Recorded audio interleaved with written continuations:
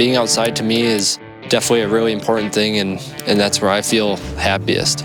I think my dream as a snowmobile rider and racer is just to be remembered as somebody that tried all different kinds of venues and was successful at any type of snowmobiling. Obviously, to be inducted into the Hall of Fame someday, and that's my end goal. My name's Zach Herfindahl. I'm a professional snowmobile racer from Eagle River, Wisconsin. So I grew up snowmobiling from a very young age.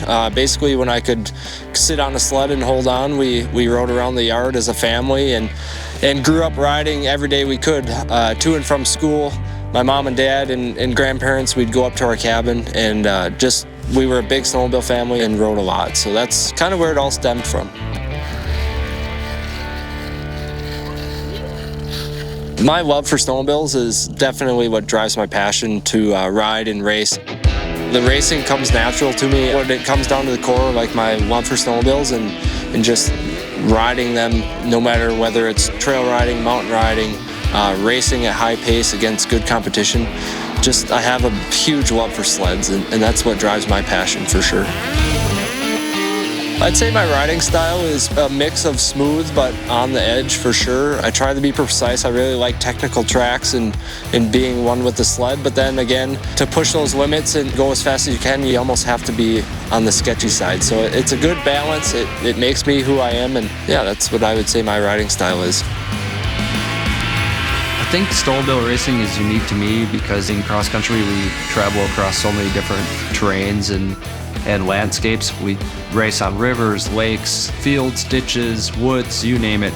So you get to see a lot of countryside. That's kind of the cool part about cross country. It takes you to the East Coast, out in the mountains for testing, and you just get to adventure around the world, which is super cool.